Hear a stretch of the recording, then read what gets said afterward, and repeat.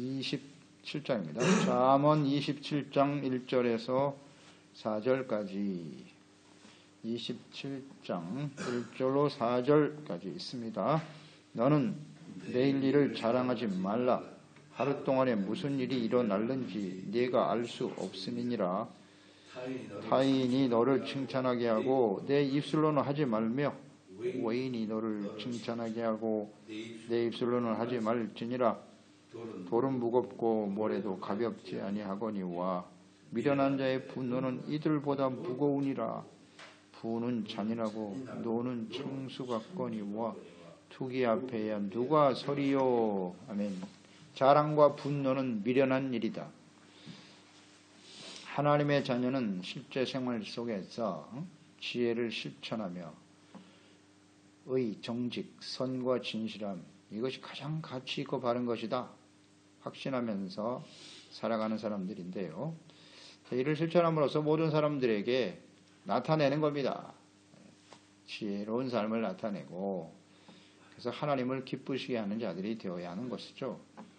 저 오늘 말씀에도 자랑하는 거 혹은 자화자찬, 분노에 대해서 말씀하고 있어요. 이것은 다 미련한 짓입니다. 미련한 짓, 어리석은 짓 다 연결되어 있는 겁니다. 그 다음에 결국은 악이다. 이렇게 연결이 되는 거예요. 잠언서 말씀을 통해서 우리가 깨닫는 거죠. 1절, 너는 내일 일을 자랑하지 말아라. 하루 동안에 무슨 일이 일어나는지 알 수 없다 그랬어요. 사람은 내일 일뿐만이 아니죠. 당장 오늘 어떤 일이 일어날지 몰라요. 알 수가 없어요. 그만큼 우리는 불확실한 존재들이다. 그래서 내일 일에 대해 미리 예견하고 자랑하는 일은 어리석은 행동이에요. 현재 자신이 누리고 있는 부 혹은 권력, 성공, 명예, 건강 등등 평안도 들어가겠고 이것이 내일도 계속될 것이다 라고 여기고 자랑하고 이것 자랑하는 일은 교만한 일이고 어리석은 짓이에요. 항상 겸손한 자세로 살아야 돼요. 우린 자랑할 것이 없어요. 하루아침에 어떤 일이 일어날지 모르거든요. 그러니까 이런 일들을 우리는 눈만 떠면 뉴스를 통해서 접하여 듣잖아요. 정말 놀라운 사건, 사고들이 끊임없이 일어나죠. 그것을 대할 때 우리는, 이건 나와 상관이 없는 일이야. 그 사람도 어제까지는 그랬겠죠. 근데 갑자기 그게 나의 일로 다가온다고요. 다가오는 거예요. 이게 인생이거든요. 그러니까 그런 걸 보면서 우리 지혜로운 사람들은 내일 어떤 일이 일어날지 몰라. 지금 내가 누리고 있는 것이 이게 영원히 계속되지는 않을 거야. 지혜를 얻어야죠. 그래서 겸손하게 하루하루 하나님 앞에서 우리 인생이 언제 끝날지 모른다. 겸손한 자세로 살아가는 것. 이런 지혜를 얻는 사람이 되어야겠죠. 우리는 그렇게 하고 있나? 잘 생각해 보세요. 허탄한 자랑이나 하고 내가 누리고 있는 것이 나는 지혜롭고 복을 받은 사람이라 계속 잘 될 거야. 그렇지 않거든요. 그렇지 않아요. 디모데후서 3장 1절 이하에 너는 이것을 알라. 말세에 고통하는 때가 이를 것이다. 말세에 고통하는 때의 특징이 뭐냐? 사람들이 자기를 사랑하고 돈을 사랑하며 자랑하고 교만하다. 자랑하고 교만하며 이것이 말세에 하나님의 심판이 임박한 시대에 살아가는 사람들의 특성이라 그랬어요. 자랑하길 좋아해. 자랑은 곧 교만입니다. 자랑과 교만은 사랑이 아니라 그랬죠.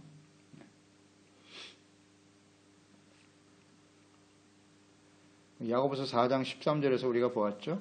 너희들 중에 말하기를 오늘이나 내일이나 우리가 어떤 도시에 가서 1년을 머물며 장사하여 이익을 보리라 하는 자들아, 내일 일을 너희가 알지 못하는도다. 너희 생명이 무엇이냐? 너희는 잠깐 보이다가 없어지는 안개니라. 도리어 너희가 도리어 말하기를 주의 뜻이면 우리가 살기도 하고 이것도 하고 저것도 하리라 할 것이거늘 이제도 너희가 허탄한 자랑을 하니 그러한 자랑은 다 악한 것이다. 이렇게 되어 있잖아요. 내일을 계획하고 그것이 성공적으로 이루어져서 그걸 자랑하고 말이죠. 어리석은 짓입니다. 허탄한 자랑이다. 우리 인생이 아침 안개와 같은 것입니다. 주어진 하루하루 하나님과 올바른 관계 속에서 겸손히 온유한 심령으로 주님의 말씀에 귀를 기울이고 주님을 따라가는 하루하루, 이것이 중요한 것이죠. 자랑하는 마음이 일어나는 순간, 아, 이건 악이구나. 이걸 항상 떠올려야 돼요. 그러니까 우리가 허탄한 자랑을 빨리 버려야 돼요. 우리가 자랑할 것은 오직 예수 그리스도의 십자가밖에 없고 주님의 은혜를 항상 생각해야 하고, 나의 나된 것은 하나님의 은혜다. 이것이 매우 중요해요. 그러니까 우리 마음속에 자랑, 스스로 뭐 자꾸 자랑하려고 하는 게 딱 떠오르면, 아, 이거 어리석은 짓이구나. 내가 어리석은 자가 되어가고 있구나. 이런 걸 생각해야 합니다. 내일 무슨 일이 일어날지 몰라요. 그러니까 오늘 주어진 하루를 겸손하게 하나님 앞에서 성실하게 주님의 뜻을 따르는 것이 필요하겠죠. 2절, 타인이 너를 칭찬하게 하고 내 입으로는 하지 말아라. 외인이 너를 칭찬하게 하고 내 입으로는 하지 말지니라. 자화자찬이죠. 스스로 자기를 칭찬하고 뭐 자랑하는 거겠죠. 이것도. 타인이, 타인과 외인이 자랑하도록 하라. 칭찬하도록 하라. 여기서 외인, 타인은 타지에서 온 사람이에요. 낯선 사람이 너를 보고, 너와 상관이 없는 사람이겠죠. 우리와 상관이 없는 사람이 우리를 보고 칭찬하도록 하는 것이 맞다. 칭찬은 남이 하는 것이지 자신이 하는 거 아니에요. 그러니까 스스로 이렇게 자랑하려고 하는 사람들이 있죠. 자화자찬하는 사람. 이거 무조건 어리석은 사람이에요. 사실 그 말에 귀를 기울일 필요도 없어요. 기울일 필요도 없습니다. 아니, 많은 사람들이 그 사람을 칭찬하고 높이는 사람이 돼야지. 스스로 이렇게 자랑을 하려고 해야 했어요. 자화자찬, 스스로 칭찬하고 조심해야 됩니다. 근데 우린 여기 굉장히 약하죠. 사람들이 나를 칭찬해 주기를 바라지만 안 해주니까 스스로가 자신이 대단한 사람인 것처럼 여기는 거. 그러니까 자랑하는 모습으로 흘러가겠죠. 허탄한 자랑에 빠지게 되겠죠. 이거 조심해야 됩니다. 고린도후서 10장 17절로 18절에 자랑하는 자는 주 안에서 자랑해라. 옳다 인정을 받는 자는 자기를 칭찬하는 자가 아니고 오직 주께서 칭찬하시는 자니라. 아멘. 이 자랑이라는 단어를 여러분 찾아보시면 가장 많이 나오는 성경이 고린도 전후서예요. 거기 자랑이라는 말이 제일 많이 나와, 그 단어가. 고린도 교회는 어떤 교회죠? 예, 갈등과 반목이 심하고 말이죠. 서로 잘났다고 싸우는 곳이 고린도 교회예요. 자신들이 뭐 대단한 은혜를 받았고, 그러면서 사분 오열하는 교회가 바로 고린도 교회죠. 자랑. 서로 자랑하고, 그러니까 그게 결국 분열을 일으키는 거예요. 내가 옳다. 네가 옳다. 내가 더 많은 은혜를 받았어. 내가 더 믿음이 좋아. 은사가 있는 교회였고 하나님께 많은 은혜를 받은 교회였으나 서로 자랑하다가 갈라지는 교회예요. 그러니까 주님께서 말씀하시잖아요. 자랑하는 자는 주 안에서 자랑하라. 스스로 내가 은혜 받은 자야. 내가 복을 많이 받았어. 내가 더 믿음이 좋아. 어떻습니까, 여러분? 우리 마음속에 이런 생각이 일어날 때가 있어요, 없어요? 있다고요. 자꾸 남들과 비교하면서 그래도 당신보다는 내가 더 믿음이 낫지. 은근히 자랑하려고 하는. 주님 안에서 자랑하라 그랬으니까 주님 안에서 자랑을 하려고 하면 자랑할 게 없어요. 자랑할 게 없습니다. 오직 하나님의 은혜, 예수님의 십자가만 자랑하게 되는 것이죠. 옳다 인정을 받는 사람은 스스로 자기를 칭찬하는 자가 아니에요. 오직 주께서 칭찬하시는 자가 되어야 한다.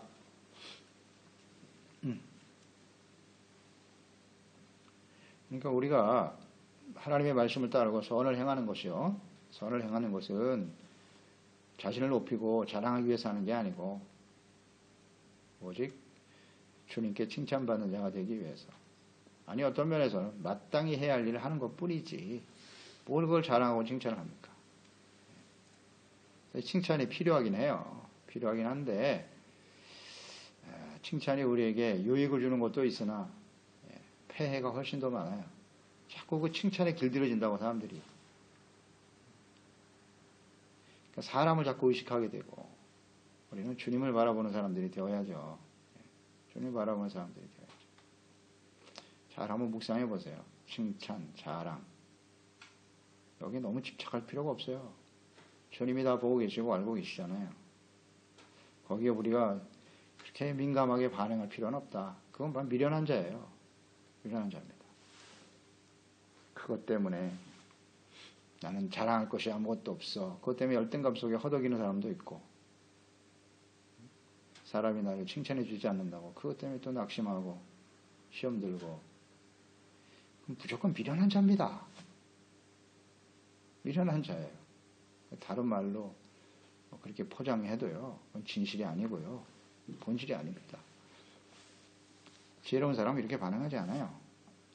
로마서 14장 17절로 18절, 하나님의 나라는 먹는 것과 마시는 것이 아니요 오직 성령 안에 있는 의와 평강과 희락이다. 이로써 그리스도를 섬기는 자는, 이 중요합니다. 그리스도를 섬기는 자는 하나님을 기쁘시게 하며 사람에게도 칭찬을 받게 되는 것이다. 그러니까 성령 안에서 의와 평강과 희락을 가지고, 이게 가장 기본적인 인격이에요. 성령 안에서 사랑, 희락, 화평, 의잖아요. 의와 평강과 희락을 누리며 살아가는 사람들에게는 이웃에 대해서 이게 성령의 열매로 연결되겠죠.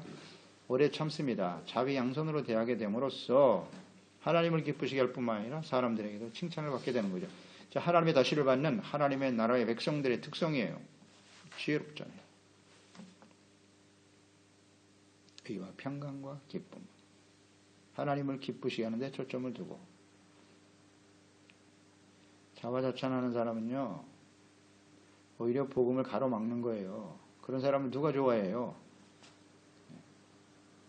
조심해야 합니다. 자랑하고 스스로 칭찬하는. 그래서 제가 뭐 여러 번 말씀을 드리는데요, 간증이라고 하는 게 좋은 것이긴 하나 잘못하면 자기 자랑과 칭찬에 빠져요. 그래서 조심하라는 거예요. 전혀 우리에게 유익이 안 돼요, 그거는요. 겸손하게 하나님 앞에 주님을 섬기며 따르는 사람이 되어야죠. 자기도 모르게 거기에 빠져버려요. 그래서 조심해야 되는 거예요. 삶을 통해서 하나님께 영광을 돌리는 사람이 되어야죠. 3절, 돌은 무겁고 모래도 가볍지 않다. 미련한 자의 분노는 이 둘보다 더 무겁다. 네, 아주 지혜로운 말씀이네요. 돌이 굉장히 무겁죠. 모래도 짐이 되죠. 이 돌과 모래를 짊어지고 사는 인생을 한번 생각해 보세요. 얼마나 힘든지. 삶에 큰 부담과 짐을 주는 일들이거든요. 그 일들이 많은데, 이보다 더 사람들을 힘들고 어렵게 하는 게 뭐냐? 그게 바로 미련한 사람의 분노라는 거예요. 이 둘을 합친 것보다 더 무겁다 그랬어요. 사실이죠? 우리 인생에 짐이 되는 일들이 많잖아요.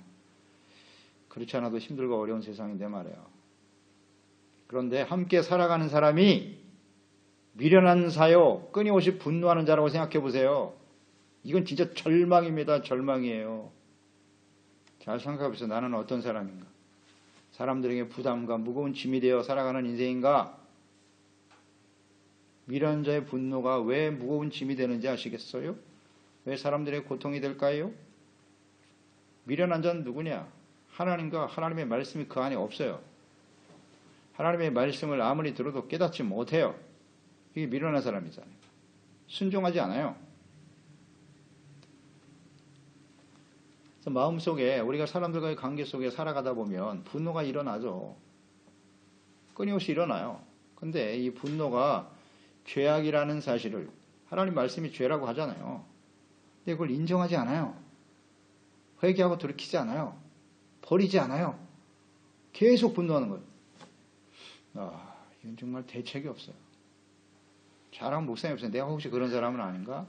주변에 끊임없이 분노하는 사람과 함께 있지는 않나? 뭐가 그렇게 그냥 화가 나는지. 욥기서 5장 2절, 분노가 미련한 자를 죽이고 시기가 어리석은 자를 멸하느니라. 분노는요, 시기 분노는 이건 어리석은 거예요. 미련한 자이기 때문에 결국 사망과 멸망으로 간다. 지혜의 말씀이죠. 잠언서에 뭐 많이 나와 있는데요. 12장 16절에서 보았죠. 미련한 자는 당장 분노를 나타낸다. 슬기로운 자는 수욕을 참는 것이다. 당장 분노를 나타내는 자는 미련한 자예요. 뭐 거기다 대고 정당성을 부여하고 뭐 이유가 어떻고 상황 설명 아무리 해봐야 소용없어요. 분노를 당장 나타내는 자는 무조건 미련한 자예요. 하나님의 말씀과 성령의 절제를 받지 못한다는 것이거든요. 그냥 자기 감정에 충실할 뿐이야. 슬기로운 자는요, 그걸 참아요. 참을 줄 아는 게 지혜로운 사람이지요. 갈라디아서 5장 19절에서 21절에 보면 육체의 일은 현저하니 육체의 일에 대해서 쭉 나오죠. 거기 이제 분냄이 나오잖아요. 분냄은 우상 숭배와 같은 레벨의 죄악이고 이런 일을 행하는 자는 하나님의 나라를 유업으로 받지 못한다 라고 돼 있어요. 이게 성경이잖아요. 분냄은요 육체의 일입니다. 그러니까 지혜로운 사람은 하나님의 말씀을 삶의 기초로 삼고 사는 사람이니까 이게 악인 줄 알고 버린다고요. 버리는데 어리석은 자는 이걸 버리질 않아. 이게 큰 문제예요. 분노는 4절과 연결해서 묵상해 보죠. 분노는 잔인하다. 또 진노는 범람하는 물과 같다 그랬잖아요. 감당이 안 돼요. 홍수 얼마나 무섭습니까? 그냥 싹 쓸어버리는 거예요. 이 미련한 자가 분노하기 시작하면요. 와우. 인생 전체가 망가지는 거예요, 그냥. 관계는 말할 것도 없고. 이렇게 매일 분노하는 사람이 나의 남편이고 아내라고 생각해 보세요. 그게 나의 가족이라고 생각해 보십시오. 와우, 이건 진짜 절망입니다. 대책이 없어요. 범람하는 물과 같고, 얼마나 잔인한지, 사람의 질투를 누가 당해낼 수 있으랴. 마음에 화가 분노가 가득한 사람. 진짜 미련한 사람이에요. 엄청난 짐이에요. 이렇게 고통받는 사람이 오늘날도 가정 안에 많겠죠. 이런 가족들 많아요. 네. 분노하는 남편 때문에 그 아이들 때문에 참고 사는 거지. 뭐 옛날 우리 부모님들이야 참고 살았지만 요새는 참지 않죠. 그래서 깨져요. 그러면 자녀가 또 분노 속에 자는 거예요. 분노를 가지고 자라는 거예요. 아이들은 또. 그 부모들의 잘못됨으로 인해서. 안타깝죠. 사회 전체가 사람들에게 끊임없이 분노를 갖다 주고. 그게 세상이에요. 네. 분노가 끊이지 않아. 이거 엄청난 짐입니다. 엄청난 짐이에요. 그래서 에베소서 4장 30절로 32절에 하나님의 성령을 근심하게 하지 말라. 그 안에서 너희가 구원의 날까지 인치심을 받았느니라. 너희는 모든 악독, 노함, 분냄, 떠드는 것, 비방, 모든 악의와 함께 버려라 그랬어요. 서로 친절하게 하며 불쌍히 여기며 서로 용서하기를 하나님이 그리스도 안에서 너희를 용서하신 것 같이 하라. 아멘. 성령을 근심하게 하지 말래요. 성령 우리 안에 계시죠? 내 성령을 근심하게 하는 일이 뭐냐? 이거예요. 악독, 노함, 분냄 버리라죠. 우리 안에 분냄, 노함이 일어나면요. 성령께서 근심하셔요. 근심하십니다. 이걸 정말 조심해야 돼요.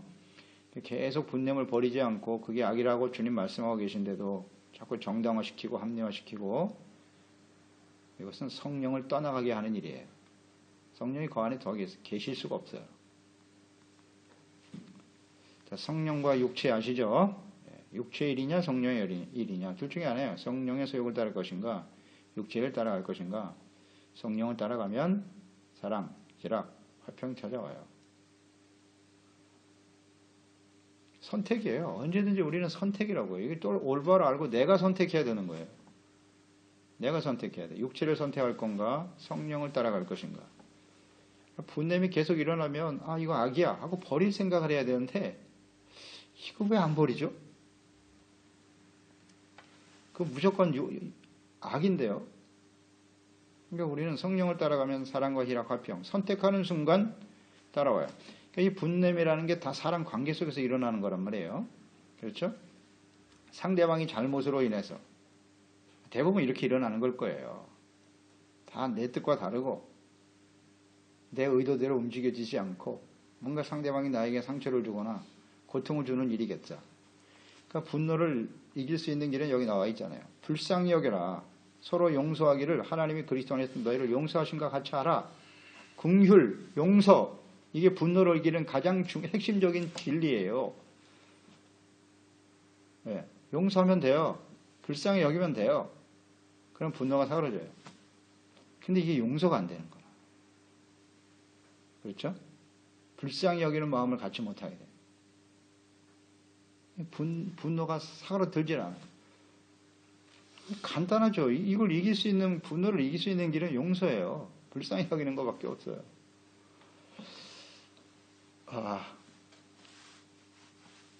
그렇지 못하면요, 이것은 정말 무거운 짐이 돼요. 자기 자신에게도 엄청난 짐이 될 것이고, 분노하고 사는 사람이 행복할까요?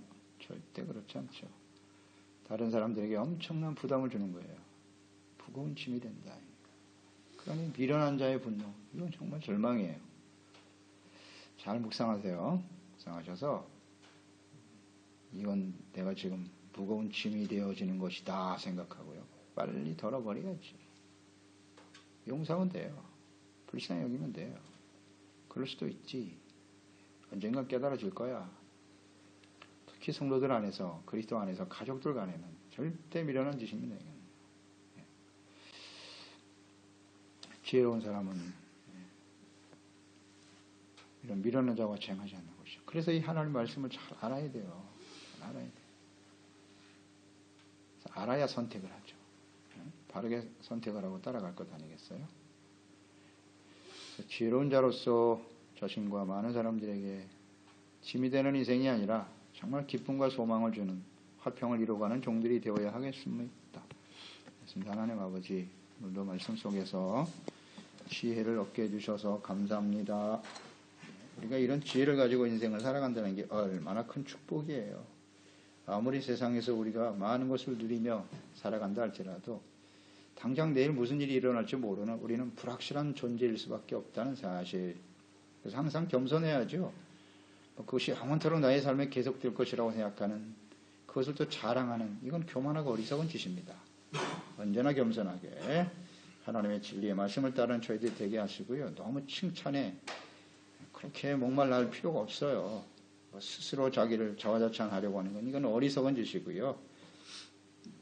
오늘 분노라고 하는 것이 우리의 인간관계 속에서 끊임없이 경험되어지는 일들인데요. 미련한 자의 분노는 이것이 정리가 안 돼요.